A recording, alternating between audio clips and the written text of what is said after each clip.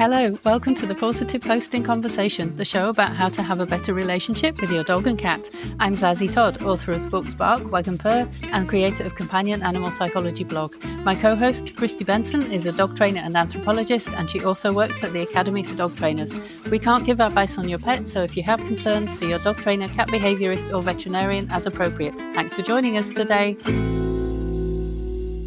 If your dog guards food or other resources, it can be quite distressing. And also, there are so many myths about what you should do about it that it's hard to know what to do.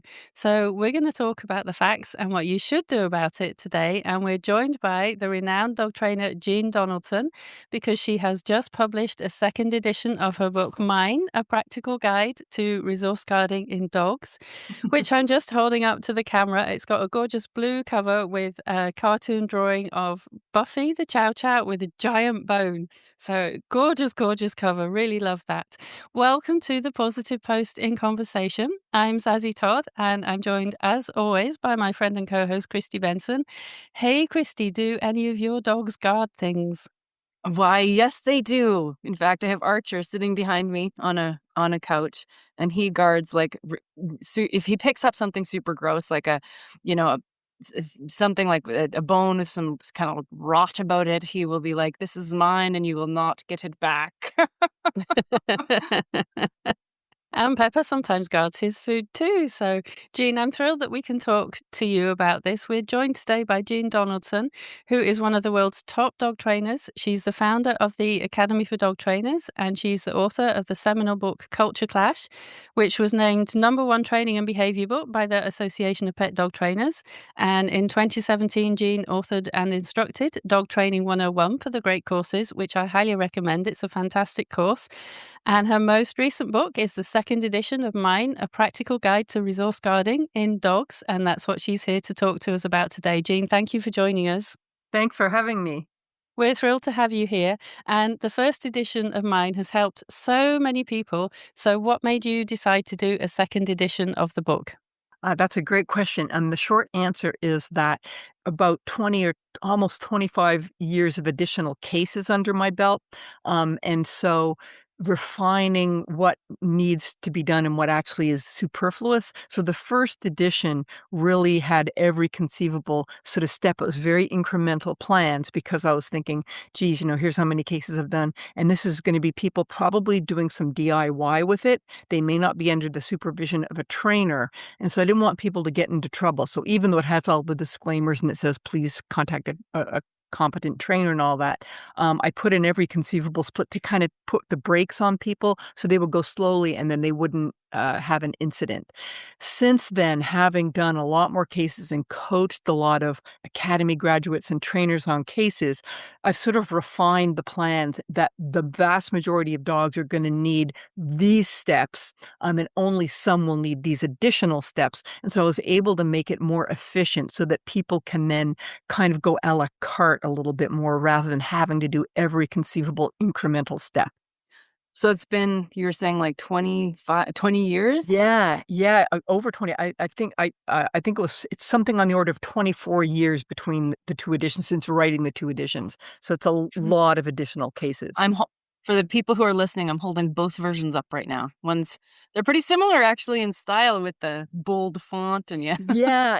Dogwise sort of decided they enlisted Lily Chin to do the new cover, which I love. And I said, "Oh, do you have any requests?" And I said, "Well, can it possibly be Buffy?" And she kindly obliged. So how did you feel, just like from, Zazie and I, this is a dog book essentially podcast. So how did you feel revisiting your words from 20 years ago? Was it like, oh, this is an old friend? Or was it like, oh my God, get me away from this? It was absolutely the latter. Painful. Yeah. I mean, I said, oh, I redid the book because, more efficient plans and, a little better organized. Also, the writing I found, painful is probably too strong. But I was very glad to also revise the writing. The writing is a lot. I think it's a different sort of approach. It's very fluid. It's very inviting. The new text. Yeah. Yeah, a little more friendly, a little less sort of like, okay, make sure I, put in every conceivable concept in the passive voice, Right. Well, and you already alluded to the fact that the book, it does still have some slower, more incremental plans, but it also has some regular plans that people can follow as well. So how should someone decide which type of plan they should follow in the book? What they should do is they should use the standard plan and then see if they get stuck. So provided and make sure they read sort of the procedural stuff. One of the key things in resource guarding is partly, following the right plan, but also making sure that technically you're doing it right. And so there's a lot of sort of little picky, techie details. And when I coach trainers who are stuck, sometimes it turns out that it is a dog that needs those additional steps, but sometimes it is the case that they're doing sort of a mission critical error. And once that's corrected, they can actually stick with the standard plan. So provided people are actually doing the procedure correctly, they should do the standard plan. And then if they get stuck, and there are sort of canonic places where dogs tend to get stuck in the plans, and then they can just refer to after the plan says, okay, if you're stuck on step, do now add these additional steps. Mm. So I think myth busting is something that I mean, you sort of understand how important it is, but you also do it really well. And one of the common myths that we sort of hear quite a bit from, maybe old time dog trainers is that you should be able to take away your dog's food. So why is that such a problem? Why is that wrong? I think in the old days, way, way back, it used to be that it was seen as sort of a character emblem in dogs, that if they guarded things or if they aggressed towards their owners. Then nowadays we normally want to rule out the two sort of big bugaboos, which are resource guarding and body handling. So if the dog actually likes the owner's not fearful, it's not a new person for them, and they're aggressing towards the owner, the first two sort of, horses, not zebras, things to look for are, does the dog have a problem with certain kinds of body handling, or is he guarding resources? In the old days, it used to be seen as the dog is dominant, and this was sort of, it implied kind of an immutable character trait, that there was something kind of wrong with this dog, rather than he's just doing a thing that we would rather he not do.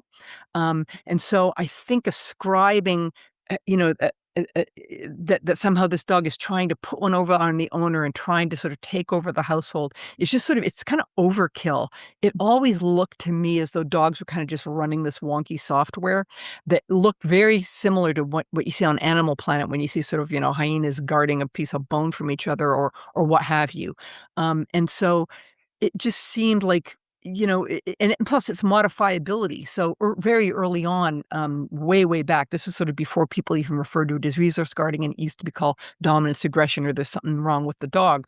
Ian Dunbar used to sort of say, well, in puppy classes, you should do this basic prevention exercise where you approach the puppy at his dish and give him bonuses. And that's meant to prevent food guarding. And I thought, well, if that's when we did it, I mean, we did it routinely in puppy classes, something that we just had people do. And it, certainly was in the can't hurt, might help category. And then as sort of adults presented themselves with resource guarding, it occurred to me, well, you can kind of do the same thing, but you just need to break it down a little bit more to make it safe, because now we've got an adult dog and we've got an existing problem rather than doing prevention. And so lo and behold, it turned out to be highly modifiable. I mean, compared to, some stuff that we try to fix in dogs. And it just seems like, okay, if it's so easy to fix with some chicken, how can it possibly be sort of a character trait, you know? Mhm. Mm. Yeah, absolutely. And then there are some other myths about resource guarding as well that I think that you address very well in the book, and we can probably talk about now. So, resource guarding doesn't mean that the dog is being abnormal, and it also doesn't mean that the person has been spoiling their dog, does it? Right. It's not pathology. It's normal animal behavior. The reason that it's hit and miss in dogs is because of domestication. There's no longer strong selection pressure to make sure it's fixed. Okay, so 100% of lions do it, 100% of wolves do it, what have you. In dogs, nobody is selecting breeding stock on the basis of whether they resource guard or not. And so it sort of crops up, and then it can crop up on, weird stuff like tennis balls, which are, weird, but it's not pathology. It's sort of a remnant, it's a vestigial normal animal behavior. So it's kind of fascinating in that regard. So it's not pathology. It doesn't mean something wrong. And I think sometimes people think, well, the owner's been indulgent. They've, quote unquote, spoiled the dog. And I don't know about you, but when you unpack terms like spoiling the dog usually unpacks as somebody's being kind to their dog. They're meeting the dog's need, and they're not being sort of, a fascist with the dog. And so I always have problems with that term, basically spoiling the dog. And certainly it crops up, it comes on usually at a certain age, kind of like clockwork, regardless of history. So it seems to me that it's something in the dog rather than something that is induced by something the owner does. Mhm. Yeah, we just had some friends over who are going to be house sitting our house, and I was explaining to them, like, when Archer's on the bed, and if you don't want him on the bed, he is quite large. You have to kind of go get a cookie and prompt him off, because and it brought up this interesting thought in my head that I think a lot of people would be like, well, your dog's bad, like, because I said essentially he'll growl at you if you push him off the bed. I was like, this is just something that will happen, but you can easily get him off if you just get a cookie. He'll come running out, no big deal. And the looks on their faces, I think they're a little bit like, oh. And I just thought, if you didn't consent to have somebody take your thing, or if you didn't consent to have somebody move your body, Right. why is that any different? But people think Right. differently about dogs. They moralize about it anyway. I had a little bit of a hidden eye roll about that. Yeah. We have come a long way in sort of normalizing kind of normal, non-injurious, non-lethal levels of aggression in dogs, but we still have a ways to go where we can have conflict and we can argue and we can, do all that stuff. And when dogs do it, it's still sort of considered to be like a big deal. Yeah. So when I was a student in the academy, I lost 1 point on one of my assignments, and I'll never forget it. And it was for not bringing in the warm up parameter Perimeter. on a plan. So what is warm up? Why did I fail my 1 point, Jean? And why does it matter for resource guarding? Like, what's going My on with that? recollection is that you did pretty good. Warm up is something which is a particular kind of thing which is sometimes applicable in dog training and sometimes not. So when we're trying to teach dogs down stays, we typically don't think about, okay, does the dog have to perform quote unquote cold? Does he have to do it as soon as we sort of, give the first cue? And does he have to immediately do it, and if we have to give a second prompt or cue, that it's a lethal error. And so in some things it doesn't matter. In some things it does. So if you think about jumping up, we want dogs to not jump up at all. And they tend to jump up when they're cold, when we first come into the room or somebody comes over and they're greeting. So by definition, it's worse when it's cold and we need it cold. Okay. Same thing with like food and object guarding and location guarding, that we want it cold. We don't want the dog to aggress at all. And in real life settings, when we're going to approach the first time. So the first time we go past his food bowl, the first time we approach Archer on the bed or the sofa, we want him to not guard. We don't want him to sort of do it and then say, okay, well, let's get a training session going. And once the dog is kind of in training where they go, oh yeah, these exercises, I remember now, I love this. Okay, so there's a difference between the dog doing it warmed up and then doing it stone cold. And that's something that tends to crop up again and again. And so it's really important that we train towards the goal of having the dog do it no matter what. So regardless of whether we look like we're in training mode, regardless of whether he's had some reps to get him sort of like in the mood to train. Yeah. Mm. I like how clear that is, and I like how clear everything is in the book, actually. If someone wants to follow one of these plans, they can just do it. It's great. And another thing that you mentioned in the book is that sometimes if a dog is a resource guarder, there might be other issues that come along with that as well. So you've got a little section on possible comorbidities. What are those? So the two big ones are food and object guarding. Food and object guarding, not always. Sometimes they do one, sometimes they do the other. But quite often, if you've got one, check for the other. And then the other one, which I'm not sure, and I'm going to say this, but I can't back it up as readily as I can. Food and object guarding. Sometimes there's body handling with resource guarders. We affectionately call them in the academy, "Don't touch me, don't touch my stuff." So dogs who are just a little bit prickly about resources can sometimes also be a little bit prickly about body handling. Whether that's true or whether that's just some artifact that I have noticed and I've got a bias, I'm not sure. And why it would be, I'm also not sure. Interesting. No, but I think that's a good way to think of it, though. The way that you talk of it as "don't touch me, don't touch my stuff." Yeah. Yeah. That certainly describes Archer. Yeah, he, yeah. he, he likes being patted in certain ways, but there's lots of ways and he looks like such a giant teddy bear. We always have to tell people he's not, he doesn't like being hugged. He'll be very clear about what he doesn't like, and he will tell you in a Yes. minute, but yeah. Yes, I do a lot of chows, and chows have exactly that too. They look teddy bears, and they look cute, and they look kind of, oh my God, and people do want to go up and hug them, and it's not a breed you wanna go up and hug. Yeah, totally.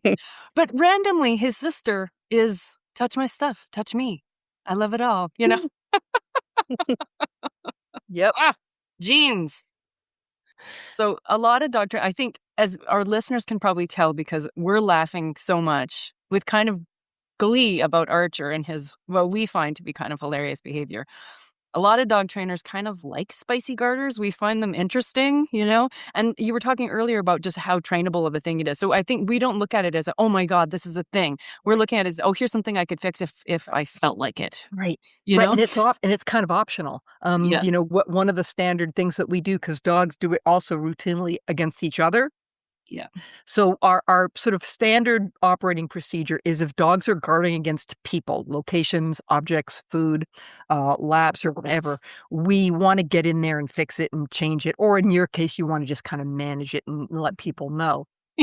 When dogs are doing it against other dogs, Yeah. the first line of defense is to do nothing. So if they're not hurting each other, so they're not actually inflicting injuries, and if no dog is being made fearful, so let's say there's dogs in a household and one dog is guarding against the other, and the other dog's becoming fearful, that we wanna sort of think about what we're gonna do. But if none of those things are present, then the first thing to tell people is just let them do it. It's just like people arguing.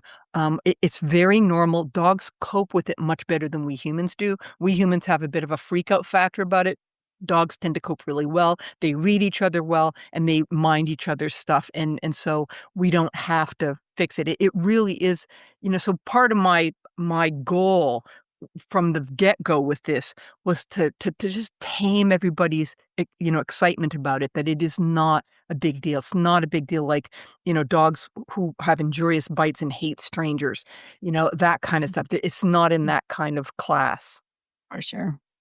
So I think right now in my life, my favorite garter is actually Soleil because she will guard things not in her possession. So if Archer is sitting there with something he's chewing, she'll lay in front of him and look very cute, but she's guarding what he has against our other dog. And so We call the that a minute he gets up preemptive and strike. leaves, she'll take it, but she's just like, I got you, boo. I'll keep them away. Like it's really funny. So Yeah. who was your favorite garter? And like, and what's Buffy. their story? I mean, I've had a number of them in Brian Guard's greenies, and I fixed it for just for the purposes of the video. I didn't have to because he's small, but Buffy had the works. I mean, I got her as a small puppy, and she guarded every single thing from every single living, breathing thing. And so she was considered like a big reject, so she didn't pass any of her shelter tests. So I took her as a foster puppy because, she didn't pass any of the tests. And it was considered also, as much as it was sort of considered kind of pathological and a sign of a kind of a bad temperament or what have you in adult dogs, if it crops up in puppies, it was totally like demon seed, like puppies should not do this, and she was doing it at 5 or 6 weeks. Modified really readily. But we kept it in place for dogs, and she's kinda like Soleil. We'd be in the, office when the academy was sort of a live program, and we'd have, in the training office. Buffy would take, like, a toy or a bone, and she'd go and she'd put it in front of some dog, and then she'd sort of back up and then lie down, and she's like, like, "Make my day." Like, just for sport. I mean, she had, like, a spicy streak, and unlike you, I kinda like the spice. There are people, and for sure, who don't like the spicy dogs, and that's okay, but I quite like a spicy dog. Yeah. And I mean, like, if you don't like your dog's guarding like that and you're a trainer, train it. Like, Modify, training yeah. is great. Dogs love training. It's not gonna, yeah. Right. But it's also fine if like you said, no one's getting hurt, no one's getting scared. So it's fine to let our dogs communicate with each Yeah. other. Yeah. When Pepper first came to live with us, it turned out that he actually guarded his food, and so he's a Shih Tzu. He's really quite small, and my husband put his food down and then walked back into the middle of the kitchen, and Pepper followed him growling and kind of stood there for a while growling at him. And in a much earlier episode of this podcast, I told Kristi about that, and we had a good laugh about it. And then I felt really guilty for laughing because I thought Pepper, I mean, he doesn't do it anymore. It was very easily resolved, but in that moment, he was growling because he was upset and worried that his food was going to be taken away. And then I felt Right. really bad for He laughing. was anticipating this whole scenario where Yes, he didn't know he'd come to a home where that would never ever happen to him. Right, yeah, that it's all sort of so terrible. I've had cases way back where I had dogs where you sort of, let's say, if they feed the dog absolutely at a certain hour of the day, sort of half an hour before that time, the dog would not let anybody in the kitchen. In other words, the garden was sort of bleeding out in time and bleeding out in space. So we had this dog who's like, even before the meal was prepared or put down, the dog is like, nobody's coming in this kitchen. And it's kind of self-defeating if you think about it, because the dog's not going to get a meal if he's not letting anybody in the kitchen. So Oh, dogs. yeah. So you've obviously taken thousands of these cases. Is there a case that you've had that sticks out as being tricky to resolve, but it did resolve beautifully? Yeah, there was one, and I think I went over it in the academy. There was an old English sheepdog who sometimes owners, because the owners are trying to get our attention, sometimes they can use a little bit of hyperbole, and just to make sure that we understand that it's serious, they don't know that we are going to take their issues seriously. And so this owner said, my dog guards everything. And I thought, well, unlikely, but maybe. And sure enough, this dog did, and no matter what piece of matter you put next to this dog, even something he didn't like, if you put it within his sort of radius, you could not approach the dog with anything. And so it was sort of an interesting thing. The owner was quite right. And this dog had, bitten her quite badly. And so it was for me relatively early on. So for me, it was a tough to navigate case. He did fine, but there was a lot of sort of, messing around to get there. Mm. So I think that almost leads quite nicely into our last question here, which is about when should someone hire a dog trainer? So we have great resources, like with the new version of your book, but when is it time for someone to reach out to a dog trainer?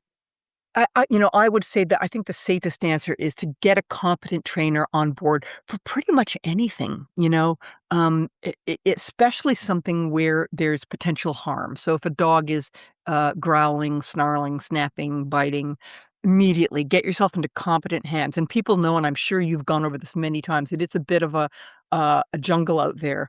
That there's a huge variety of levels of competence and humaneness among dog trainers. And so people should either go like to the Academy site or to Pet Professional Guild or one of the places, and be very choosy about which trainer you hire. It is still the case that you could hire somebody who's going to come and make it worse.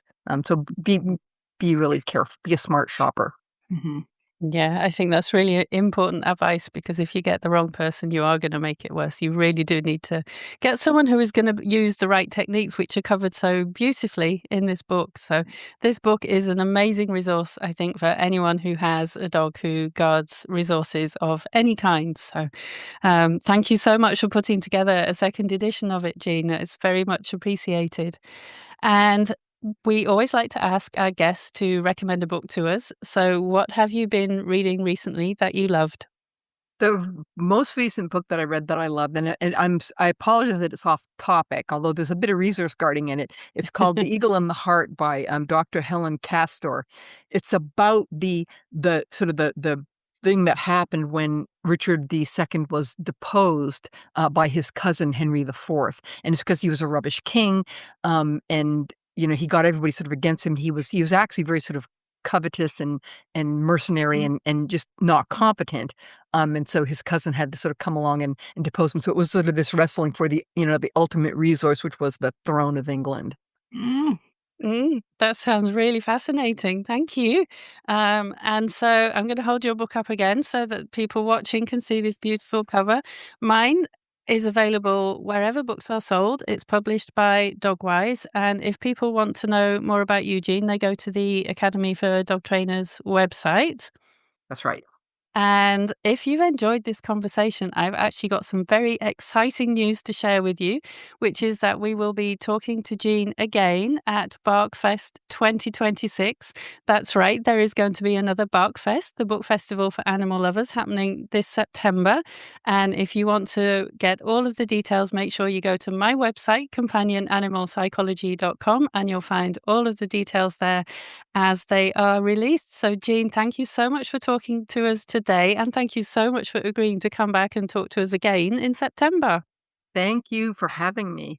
We're thrilled. And today I would like to give a special shout out to our listeners in Minneapolis, Minnesota. Thank you for being with us. And wherever you're joining us from, thank you so much for joining us today. And if you found this interesting or useful, please be sure to tell a friend about it who also will enjoy the episode. And we will see you next time. Bye. Bye.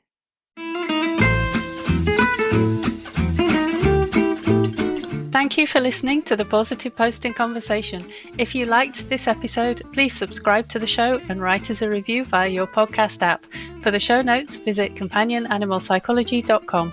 This show was produced by Zazie Todd. The music is Melody from Paris by Studio Le Bousse. See you next time.